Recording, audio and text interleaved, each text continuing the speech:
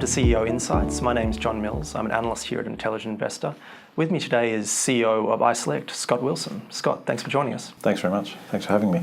Yeah, you're welcome. To start out, maybe you could tell us a bit about what iSelect does for those members who aren't too knowledgeable about the company. Sure. We started 16 years ago. The company started as an online comparison site. And really we've evolved over that 16 years. We listed as a public company a bit over 3.5 years ago now.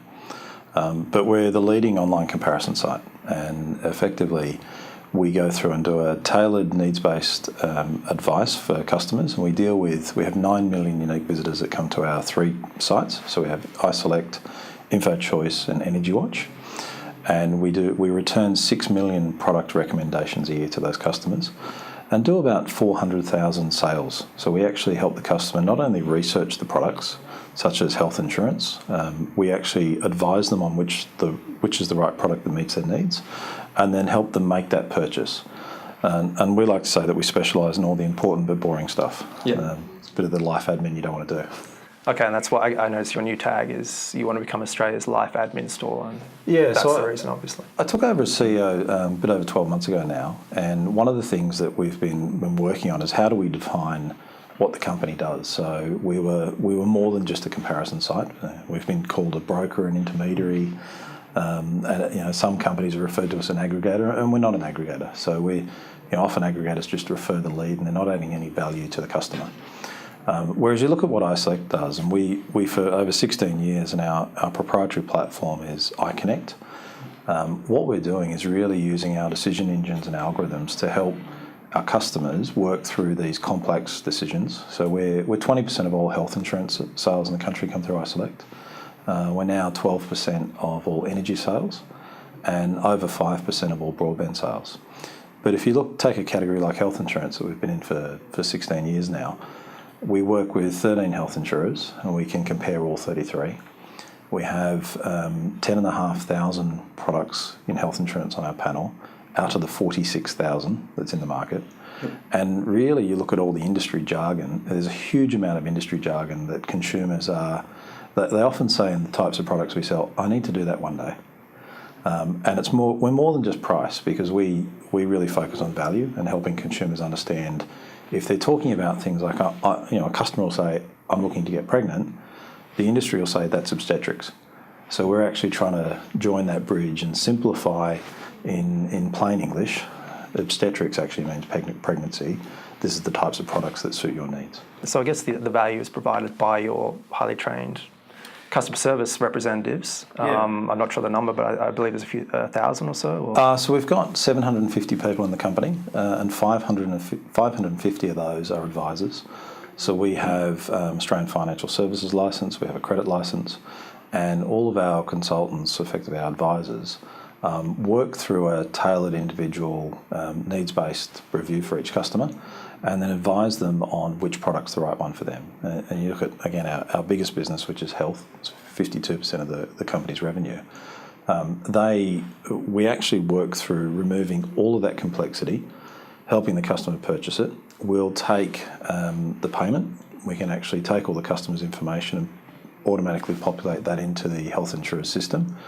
We bring back in real time their membership number, trigger the issuance of the membership kit, and the customer can move on with their life. So that's why we're saying our aspiration is to become Australia's life admin store, because it's all the life admin that you need to do, but you keep putting off.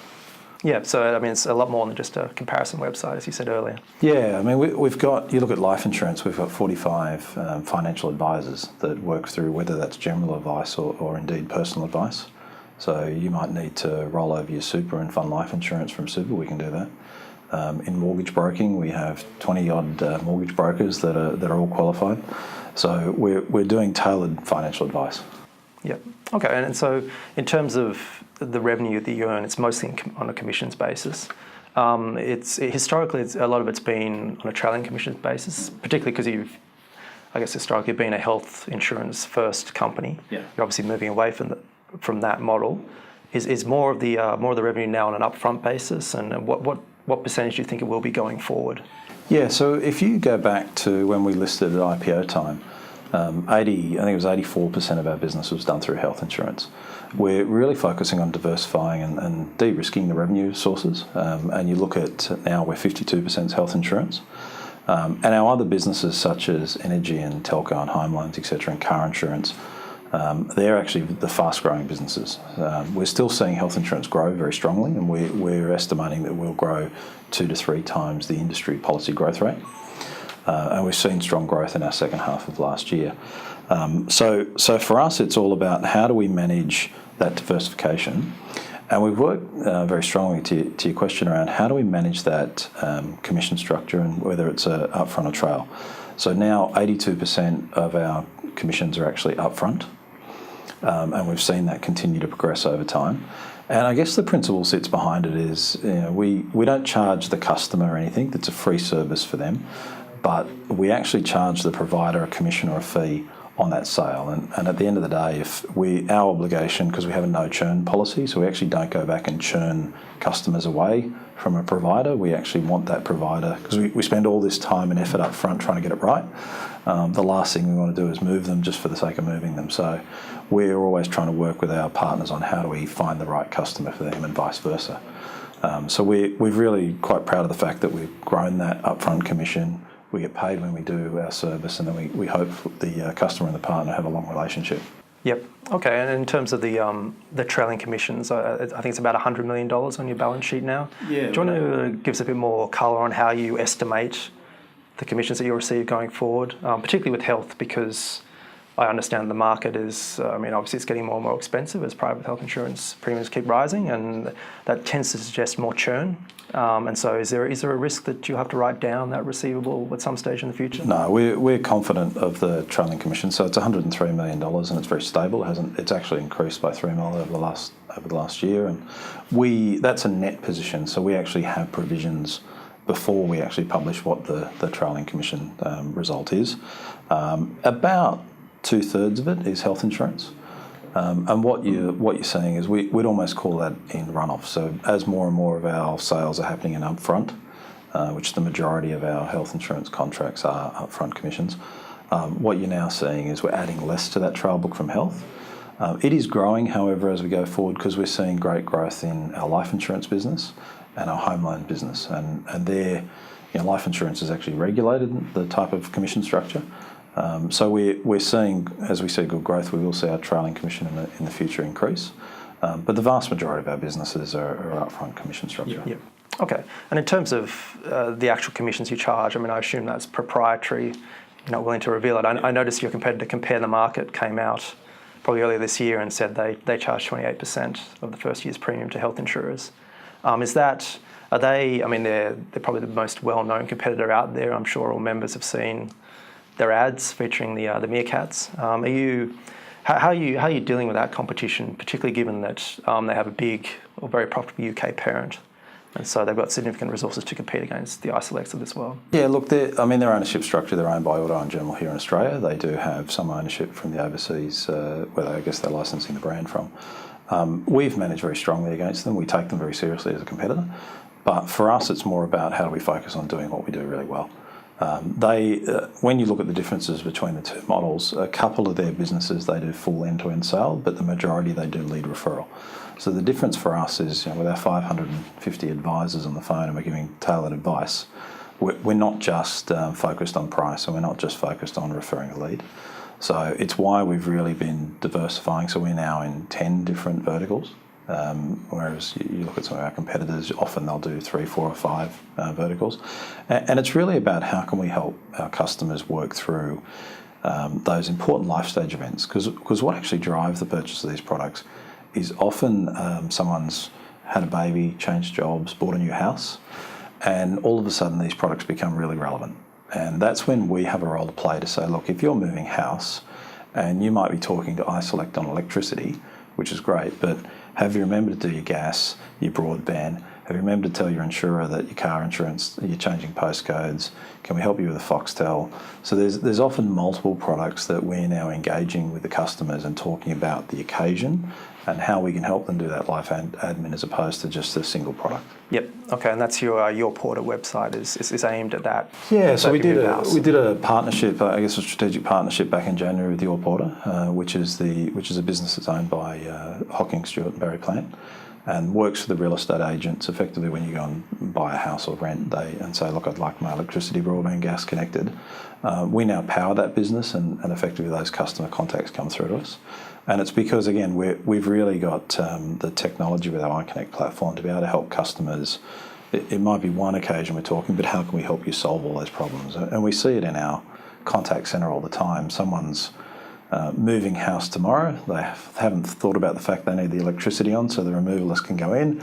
We get a bit of a panicked phone call saying, quick, I need the electricity on tomorrow. As you get to the end of helping that customer, you say, have you organised your broadband and phone? And they go, oh, no. So that's really where we're setting ourselves up to be able to take care of all that hassle and the life admin for you. Okay, and in terms of, you mentioned your iConnect platform. I understand that when you took over, I think there were 7 different customer relationship management systems, yes, or CRMs. You're trying to combine them all into one. Is that what the iConnect platform, and what benefits do you see from that? Yeah, so there's 2 parts. I'll explain it. So you're dead right on the CRMs. We had 7 different CRM systems, and that's come from us, as a startup business, if you like, in the online space, getting into businesses quickly, and we created a tailored CRM solution for each business. So what we've just done now is we're partnering with Salesforce and replacing all of those CRM systems. And the reason we're doing that, apart from Salesforce, we've spent lots and lots on this great platform. We're combining it, and it'll streamline the customer experience. So we have, over our 16 years, clearly gathered a lot of information about Australians and their usage, their products, their needs, and we have a tool in our iConnect platform, which is our proprietary software, that can identify a single view of a customer. So unlike a bank where you go into a bank, they have all your transactions, you have to have a customer number and a login, and if you move from the credit card teams to the mortgage team, you need to go through the identification all again. At iSelect, we're not trying to force you to have a logon or identification. That's our job, to figure out who you are. And we do the data matching through phone number, address, postcode, and say, oh, you came in 2 years ago, you're back talking to us on electricity, how can we help you today? And what we're doing is combining that software with Salesforce so that in real time, a consultant, as you phone up or you're on the website, can actually identify a single view of a customer and then help them contextually to say, hey, we've seen you've come to us 3 times, you're back on this occasion and you're now changing jobs, how can we help you? So it changes the customer experience. Our iConnect platform is a proprietary piece of software. It's a number of tools that we have our own data science team that work at iSelect, which are about 16 data scientists plus a whole bunch of interns that we've launched this year. And really they work on how can we use our data and all the information we have to really help make the decision, help the customers make the decision easily. And we do things like matching an individual consultant with an individual customer that's more likely to get in rapport with you, understand your unique product needs, and then help advise you in the right way. And that's one area that we have a patent in. So our iConnect platform is really around how do we effectively manage our customers and help them make decisions the best they can. Okay, and I think you've got an average of about 1.4 products per customer. Where would you like to see that? Obviously you want as high as many as possible, but realistically, what's your goal in the next, say, 5 years in terms of products per customer? If you go back 3 years ago, we didn't. A lot of companies call it cross-selling. So you'll often hear an insurer or a bank talk about, I'm going to cross-sell X number of products. We refer to it as cross-serve because in our world, we're a customer-first organisation, and when we identify that you've come in and you're needing a product, and like I described earlier, often there's 2, 3, 4 or 5 products. If you're taking out a home loan, it's probably 8 products that you need. So for us, it's all about how can we help serve you with as many of those as possible. This year, we started to ask our customers, and it might sound odd, we started to ask them what are they also interested in. So if you come through our health insurance business, we ask you what are the other products. And I guess a great measure, because we're currently serving 1.4 products per customers, but those customers that were asking and leaving their details to say, look, I want to talk beyond health insurance, I want to talk about life insurance, car insurance, we're seeing on average 2.5 products per customer. So we're really seeing those rates of, as we call them, cross-serve, increase. And I think for us, we'd like to continue to match that customer demand, because I think most times customers haven't thought through the other products they need. Yep. Okay, that sounds like a big opportunity. It's a huge opportunity for us, and something that we're putting a lot of effort in and resources. That's where Salesforce will enable us to really empower that. Because if we know you've bought car insurance 2 years ago, there's no point in us talking to you about car insurance. But if we can help you and you've forgotten about your broadband, then we can help you solve that problem. And that's what we really see with our customers. And our Net Promoter Score is fantastic. We're in health, we're over 60. As a company, we're nearly 50. So we're in the top 3. If you look at the Bain & Co research, we're in the top 3% of companies worldwide for Net Promoter Score.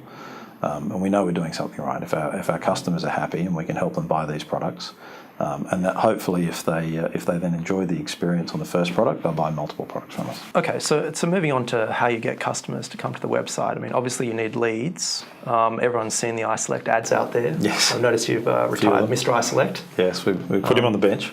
Yeah, sorry to see him go, but I hope he's happy, whatever he's doing now. What are you able to reveal the amount of money or the approximate amount of money you spend on marketing? I mean, I imagine it's probably one of your biggest expenses, in the tens of millions perhaps? Or? It is. Mr. iSelect was a fantastic character for us. He was our second, so we had Millie many years ago now, but Mr. iSelect for the last 4 or 5 years.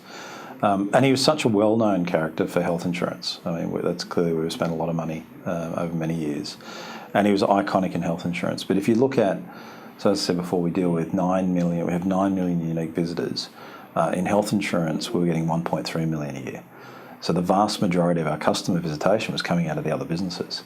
Yet we were known for health insurance. And so for us, the decision this year and moving to the Always Get It Right, it's about putting the customer at the centre of our advertising and helping them. Because if you think about what iSelect does, we're helping them always get it right when choosing these complex financial products.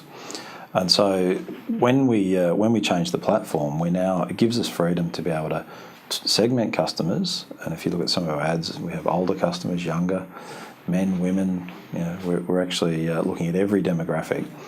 And we're spending a bit over 30% of our revenue now on marketing. So last year that's over $50 million. And we do, everyone's seen the television ads, I'm sure, but we're radio, outdoor, billboard. And we do a huge amount in digital. So be that Google, Facebook, display, YouTube, we're using every digital and we're constantly test and learn. So we're one of those companies that we have a large in-house digital team and we're working on how can we engage the customer where they are. Okay, and what, so I would assume more and more leads are coming from the digital space. Is it still a minority or you? Oh no, we spend roughly about half of our budgets on digital and half in what you typically call traditional media. And we are seeing that continue to increase over time, and it has over many years. I think the traditional media, be it television or outdoor radio, has a huge role to play. And if you look at the work we've done since April this year when we relaunched the brand, we've actually skewed a little bit more of our spend back to that traditional media to help the Australians understand that we're more than just health insurance, and we're the market leader now. And when you look at energy, we're the market leader in telco, and the NBN opportunity is enormous. We're putting a lot of effort, and there'll be a lot more advertising as we go forward in how we drive broadband and internet sales. Yep. So I guess health insurance is still 52% of revenue, but that will decline hopefully going forward as the insurance business and telco and energy build up. Yeah, we're expecting health to continue to grow. So a lot of people ask us, is health actually mature? We wouldn't consider it a mature business. We actually see the health insurance business and the market generally probably getting more competitive over the next few years than less, and it's something that consumers are looking for advice and help with. But as a share of our revenue, we're expecting the other businesses such as energy and telco to continue to grow rapidly, and therefore we will see over time, or we're expecting to see over time, that health will be a smaller share yet still growing. It's just that the other businesses are growing much, much faster. Yep. And in terms of the NBN, I mean, I think you said you were 5% of NBN connections are through iSelect? Or broadband connections. Broadband connections. So about, when you look at NBN Co products, about 25% of our sales are NBN Co products, and this time last year it would have been 10. And we've seen our broadband business increase 11-fold over the last year. We're now over 5 share, and we're planning to continue to do that. And I guess the reason being is there's been 1 million households connected to the NBN. But over the next 2 years, there's 5 million households where the NBN's rolling out to, and there's an opportunity to help customers. Often a lot of people don't realise, and I think this is a role we're playing more in now in our marketing and education, the NBN Co is not just from 0 to top speed. There's actually 4 different levels, different types of products. There's all the traditional providers out there, the Telstra and Optus and Dodo, M2, etc. But there's 400 registered NBN companies. So you're now seeing businesses like Bendigo Bank that's on our panel that are providing not only home loans but NBN Co products. So you're starting to see that convergence of categories, and it's really taking internet in this country to a utility, and then that's just adding a lot more complexity, but also a lot more innovation for the customers. And that's where we really see the opportunity to add value for our customers, saying, look, if you're looking for Foxtel with high speed and you do gaming and you've got 12 devices and 4 kids, it's this type of product that you need, and that's where we're really helping our customers make that choice. Okay, that's very interesting. And I guess just one last question on the life insurance business. I mean, we've all heard about the Trowbridge reforms. You said in the latest, or the 2016 result call, that you think that'll benefit iSelect. Can you give us a bit more reason as to why? Given that obviously commissions will be regulated more strictly going forward. Look, we've been in life insurance for many, many years now, and what we did last year before Trowbridge was, so we participated in the review, but we actually moved to a hybrid structure on commissions before the Trowbridge findings were handed down. We're very supportive of that structure, and I think if you look at some independent brokers that are churning customers, and it's more about them earning commissions as opposed to what's right for the customer, that's why we're very supportive. And I think at iSelect, we're always customer first. So if you come through and use our service and you get to the end of it and you're on the right product, we actively train our consultants to say, stay where you are. We don't want you to switch, because that's a hassle for the customer. I'd much rather have a lifetime relationship with our customers and you get right advice, and next time you go to make a decision, you pick up the phone and ring iSelect, than take a quick sale and do the wrong thing by a customer. So for us, we do see it, when you look at the life insurance industry, there's over 10,000 independent financial advisors. I think it's going to be tough if you're new to the industry to sustain the time, because it's one of our most expensive cost of acquisition channels, or businesses. What you'll see is you need to have a good capital and balance sheet, and we've got that. So we haven't got any debt. We've got plenty of money on the balance sheet, and I think customers are no longer wanting to go into a face-to-face sit down with an advisor. The typical iSelect customer tends to be time poor, working professional, and affluent. So they're sitting there saying, look, I don't have time to go to a bank branch or a financial advisor during the day, I'm working. What they'll do is put the kids down at night and then jump on the web and start to sort this stuff out. And they'd much rather we serve them at a time that suits them as opposed to the other way around. So and that's why in last year's result we saw really strong growth in our life insurance business. We're continuing to see that. And I think Trowbridge will only put more pressure on the independent industry, and you'll see businesses like iSelect will continue to grow in these spaces. Okay, and just that actually wasn't my last question. Just a supplementary, you say that so these professionals obviously get on the internet presumably later in the evening. Can they call someone at the call centre and speak to someone, say, at 8 o'clock at night or 9 o'clock at night? Or do they have to wait till the next day? No, we actually see 20% of our customers come in after 8 o'clock. So this year we opened up our second office facility over in Bentley East, so we're based at Cheltenham in Melbourne. And the reason we did that and we're expanding our contact hours is because we're seeing our customers come in later and later. Now we're a 24/7 business. We talk to 2 million people a year, and we're putting in a piece of software with Aspect Technologies around customer experience platform. And instead of being able to just do it on the web, or review the product on the web, or indeed come in an inbound call, what we're trying to do is enable people to do more self-service, and therefore You look at a lot of the either millennials or millennial mindset, they're saying, look, let me do it on my terms. Let me jump onto Facebook and ask my friends, how do I choose a private health insurance product? But we can do, with the new Aspect platform, and we're the first in the world to roll out the Aspect via platform, what it enables you to do is actually go, we could talk to someone on Facebook, say, look, John, here's a text message with a link to YouTube on how to choose private health insurance. You could then go from there and start to say on a web chat, yeah, Scott, but I have a couple of more questions, and at some point pick up an inbound call, and we'd still know it's the same customer. So we're trying to flip it to say, no longer is it on how do we serve you on the company's terms, it's all about how do we serve you on the way that you'd like to be served. And so we're really changing the way that our customers can engage with iSelect, and that's helping both the customers, but also clearly the benefit and the experience and the cost for the company. Okay, that's very interesting. Well, thanks again for coming in, Scott. Pleasure. And I noticed you. You're welcome. I noticed you recently bought some shares, so it's good to see that you have put some real money behind your business. So hopefully that bodes well for the share price in coming years. Oh, thanks for having me. We're doing the buyback at the moment, and I think there's good value in the stock. So I bought a couple of times this year myself. So yeah, lots of confidence in where the business is going. Excellent. Thanks very much. Yep. Thanks, Scott. And thank you, members, for joining this edition of CEO Insights.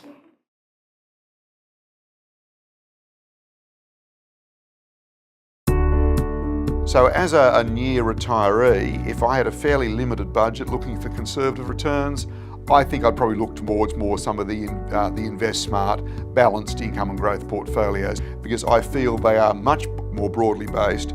They're much closer to the overall index. I'm looking for Intelligent Investor as look, maybe Ferrari's the wrong word, but for me, it's that part of my portfolio that really is seeking the higher returns. I'm expecting it to outperform at times, and certainly the outperformance recently has been, really quite extraordinary.